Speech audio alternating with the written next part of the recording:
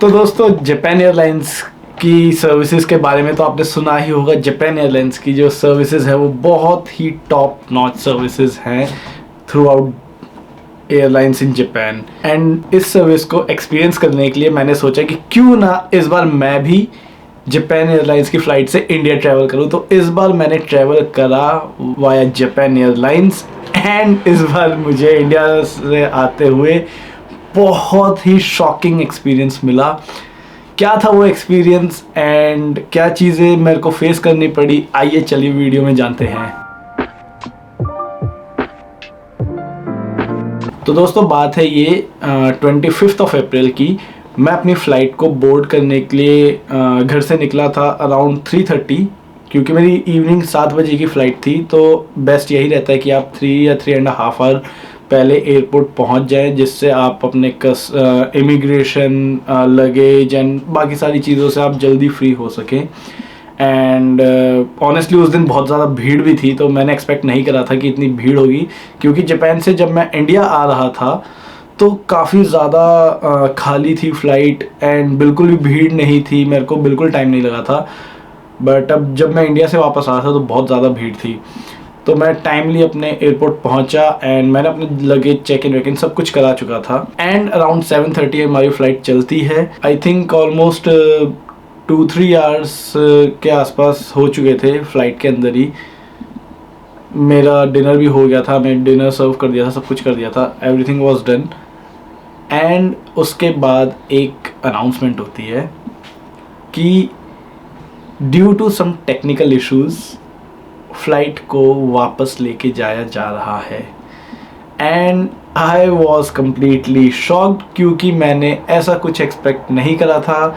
And क्योंकि मैंने office में बोला हुआ था कि मैं नेक्स्ट डे पहुंच जाऊंगा एंड मैं ऑफ़ नहीं लेने वाला। हमारा कुछ ऑफिस में उस टाइम पे पीक टाइम चल रहा था, तो मुझे ये था कि मुझे ऑफ़ नहीं लेना है अननेसेसरी। बट अनफॉर्चुनेटली क्योंकि मेरी फ़्लाइट वापस आ गई थी रात में 1:30 बजे, मैं शॉक था, क्योंकि हम लोग ऑलमोस्ट बांग्लादेश के आसपास पहुंच चुके थे। एंड 2-2.5 घंटे से ऊपर का हमारा जो सफ़र था वो हो चुका था एंड हम वापस दिल्ली आ चुके थे due to some technical issue in the right wing. ये मेरे लिए बहुत ज़्यादा शॉकिंग था। रीज़न बीइंग कि मुझे लगा था कि मे बी ज़्यादा बड़ा इशू नहीं होगा, हो सकता है कि 1 या 2 घंटे में ठीक हो जाए या 3-4 घंटे में ठीक हो जाए, हम वहीं पे रहते एयरपोर्ट पे में भी। But then another announcement came and उन्होंने बोला कि आप लोगों को होटल में शिफ्ट किया जा रहा है, क्योंकि अभी इसको ठीक करने में टाइम लगेगा। सो हम सबको उन्होंने होटल में शिफ्ट करा from airport. And I think almost 2 बजे हम बस में बैठे थे।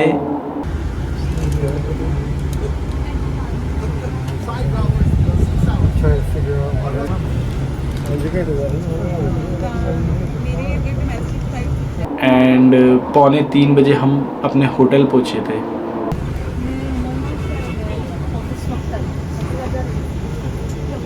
So hotel was really nice. हमें जो होटल मिला था वो काफ़ी अच्छा था। And here comes the best service from Japan airlines.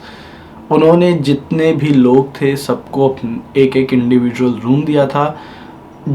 Just in case of family 2 लोगों को एक रूम मिला था, अदरवाइज जितने भी लोग थे सबको सिंगल रूम अलॉट हुए थे। तो इससे पता लगता है कि जापान अपनी सर्विसेज में कभी भी वो पीछे नहीं हटता है। क्योंकि ये इतना मेजर इशू था, तो इसीलिए हमारा मॉर्निंग का ब्रेकफास्ट हमारा कंफर्म था वहाँ पे।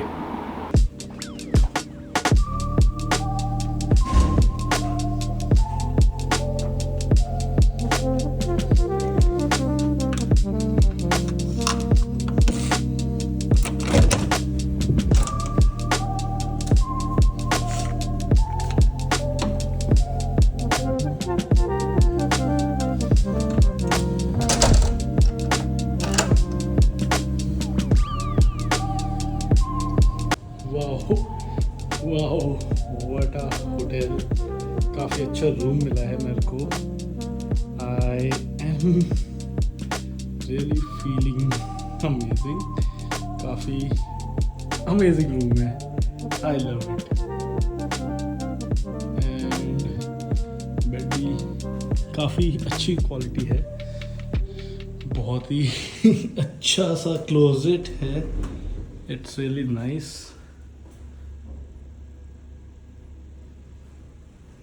एंड अगर यहाँ देखें तो यहाँ बाथटब भी है, एंड ये है वॉश बेसिन, अंदर वॉशरूम, काफ़ी अच्छा लग रहा है देख के। इट इज़ अमेजिंग यार, मैंने कभी एक्सपेक्ट नहीं करा था कि फ़्लाइट कैंसिल होने पे इतना अच्छा होटल मिलेगा। Next time although I don't want कि ऐसा हो, बट अगर हो गया तो आई वुड बी हैप्पी, ऐसा अगर होटल मिल रहा है देखने को तो। सो फिलहाल अभी मैं चलता हूँ रेस्ट करने, ऑलमोस्ट 2:30 बज चुके हैं। और अब सुबह मुझे बताएंगे 8 बजे, क्योंकि कह रहे हैं कि काउंटर लगाएंगे इंफॉर्मेशन के लिए, एंड उसके बाद हमें पता लगेगा। तो जितना मेरे को समझ में आया है कि ब्रेकफास्ट तो डेफिनेटली यहाँ पे होने वाला है, लंच का नो आइडिया क्या होगा, सो विल सी क्या होता है। So I will update you in the morning.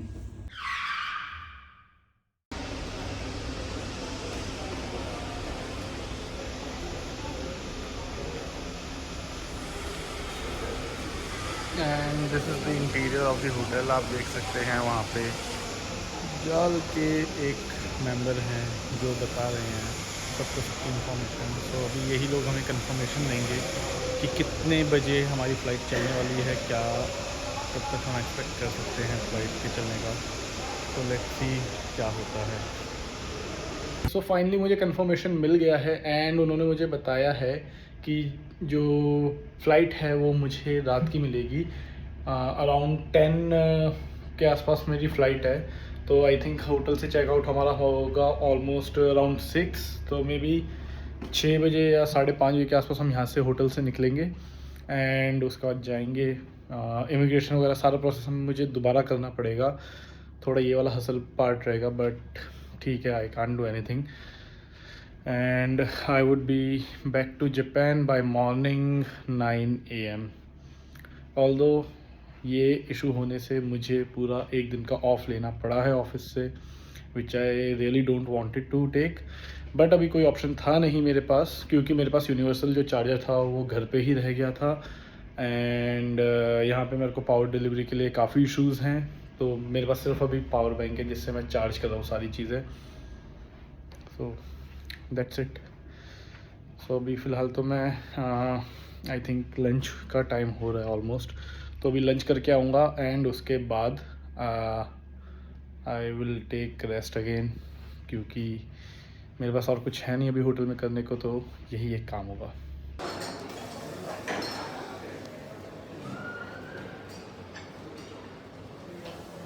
तो फाइनली मेरे पास फ़ोन आ गया कि आपका चेकआउट टाइम है 5 बजे का, एंड इवन अभी पेपर भी इन्होंने देखा, मैंने डोर पे रखा हुआ था कि 5 बजे मेरा चेकआउट टाइम है। अभी मैं निकल रहा हूँ, एंड इसके बाद मैं पहुँचूँगा एयरपोर्ट, देन उसके बाद वही सारा प्रोसेस दोबारा से luggage submission and then immigration सारी चीज़ें करनी होंगी।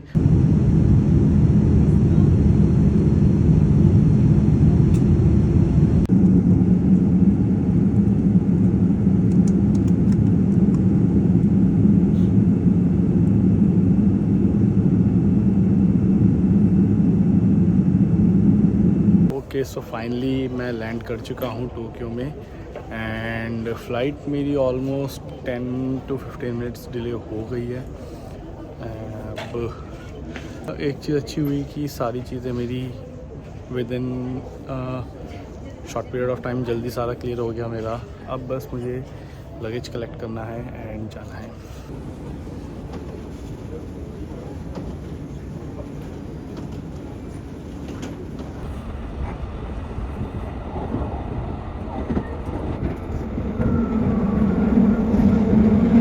ये था मेरा एक्सपीरियंस। अगर आपने कभी किसी और एयरलाइंस में इस टाइप का या सिमिलर सा इंसिडेंट आपने फेस करा है तो do let me know, I would like to know कि और किस टाइप के एक्सपीरियंस होते हैं। एंड अगर आपको वीडियो पसंद आई है तो please like share and subscribe करिएगा। तब तक के लिए मिलते हैं एंड मैं चलता हूँ, नेक्स्ट वीडियो में अब हम मिलेंगे। तब तक के लिए बाय, सी या।